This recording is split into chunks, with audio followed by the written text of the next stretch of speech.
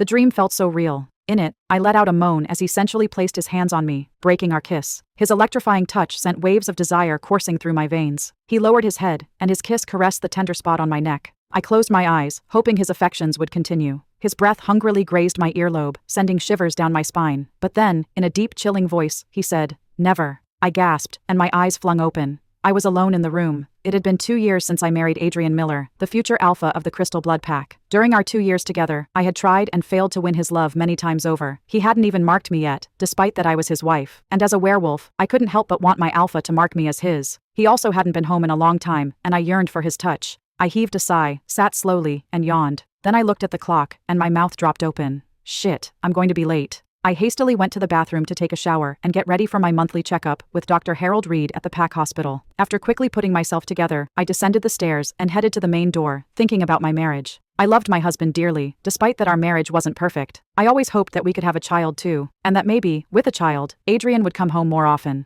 At the hospital, nerves engulfed me as Dr. Reed completed his examination, drawing the blood for the test himself. He left the room afterward, saying he'd return with the results soon. As I waited, I resolved to divorce Adrian and put an end to my loveless marriage if I wasn't pregnant this time. However, Dr. Reed returned with a smile. "Congratulations," he exclaimed. My mouth dropped. "Really?" I stroked my stomach before naively asking, "There's a baby?" "Babies," he replied. My eyebrows drew together, and I couldn't contain my grin. "Twins," he confirmed. Tears welled and then rolled down my cheeks as joyous slashes of happiness. "But I advise you to be careful," Dr. Reed said. "Your uterine walls that you have are extremely thin." His unexpected words sobered me completely, taken aback. The realization hit me that he shouldn't have said that, and suddenly, a wave of fear for my children crept into my mind. In that instant, I knew I had to be careful. The stakes were too high, and I couldn't afford to lose them. "I'll take care of myself," I said, then thanked him before leaving the hospital, wearing a smile once again. At least until I returned home. There, I found Adrian with his new lover, Linda, seated together on a couch in the living room.